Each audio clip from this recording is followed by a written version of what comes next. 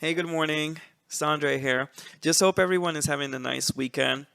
I originally intended to post something in writing, but then I thought it might be more practical to do a video. Well, practical for you because it's not been practical for me. This is take like 125. Just kidding. But, you know, you might be up to something else and may not be just sitting in front of a computer or like with your phones reading. So you could just hit play and share it with your friends and family. I had a few thoughts about what is going on in the world right now, and especially here in the States, since this is where I live. These are conversations that I believe are important for us to have. A lot of us were brought up thinking or being told that we should not discuss politics or religion in public to avoid problems. But as we grow, we find out that it's actually the contrary. We should know how to have these conversations respectfully, and it's absolutely necessary to engage our peers in these subjects because our lives depends on our policies and politics. So this is what I have to say. It's my first time using a teleprompter, so might be a little bit clumsy, so just bear with me and hopefully we will survive this together. So here goes. In these crucial times of uncertainty, the societal structures of many nations are being put to the test and on display for each one of their citizens to see in full detail and magnitude. In every country around the world, there will always be a group of people that excludes themselves from the political conversation, whether their reasons may be lack of appeal to avoid conflict, for peace of mind because of its perceived complexity, or lack of understanding of how politics and policy literally affects each aspect of their lives. And no offense intended to anyone, but part of the unspeakable truth is, and granted many times exceptions do apply, that unless you appear to be a white heterosexual Christian male in many countries, you are guaranteed the need to justify your existence under equal terms and treatment as opposed to your afford described counterparts. And before we even go there, this is not another woe is me kind of post. It's quite the contrary. It may cause a lot of discomfort to realize that laws are generally not made and no longer seek justice, equality, and the betterment of mankind for the most part. And on occasions, those tasked with such a heavy duty get it right, but many of us would beg to agree that for all the benefits and compensations derived from their positions, they should be getting it right most of the time.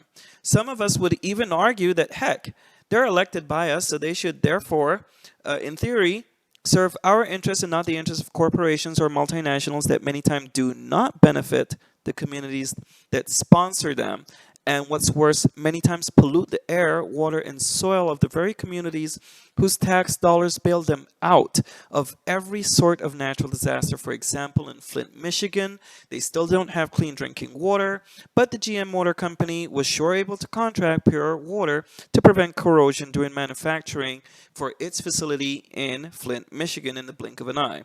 Some may say that this isn't logical and that it shouldn't work this way, but it does over and over again. What is probably even more devastating is that bad people with money in the wrong places of power have undue influence in the way a conversation is guided, pitched, and framed. Let's take something that lots of US citizens are discussing right now. For example, Medicare for all. In spite of all the cohesive breakdowns of how it can and could be pragmatically paid for, we, the people, those who hardly have a penny to our name, have been led to believe that our nation cannot afford it. And in my opinion, we need to take pause at every time a powerful person tells us it cannot be done. Many expats from the United States will tell you that it can because they are actually living the benefits of publicly funded and privately administered healthcare. There are different models of it, and just as I say about my young democracy where I'm from, Panama, we have every opportunity to learn from the successes and mistakes of other nations, so there is no need to reinvent the wheel. And interestingly enough, you never see those in power and the mass media question the trillions of tax dollars in tax cuts that were signed off into law in favor of those already super rich. When you and me many times see increases in our tax responsibilities to the point where they are many times extortionary. Do you ever see our legislators provide a balance sheet of how much was spent in a war that lasted years and years?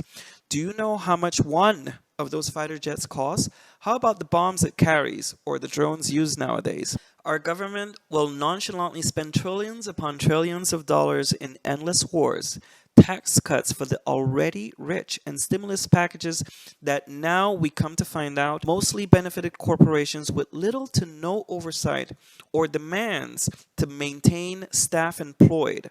But the minute we, the people, demand something basic like clean drinking water, clean air, environmentally sustainable and responsible public policies, a well-funded social safety net in the event of a crisis such as this, high-quality public education along with proper pay for teachers, tuition-free public college as we once had, and universal health care that every other developed nation has in some shape or form, then all of a sudden, they are thrown for a loop as to how are we going to pay for it? And again, my question is, did they provide us with a breakdown when they unilaterally decided that they could offer the rich tax cuts, send our sons and daughters to war, bail out Wall Street, the banks, and now corporations?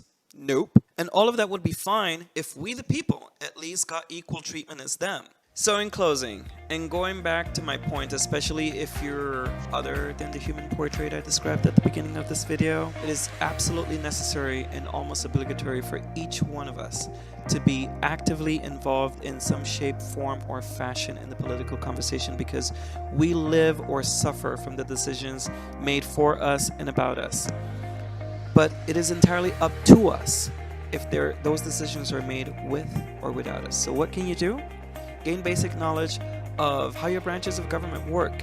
Find out who is responsible for what in your community. Be aware and vote in every local and statewide election.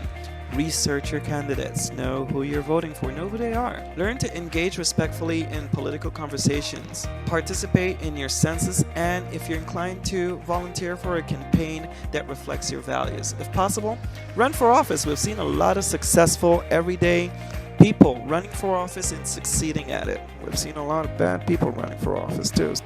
Let's get this done.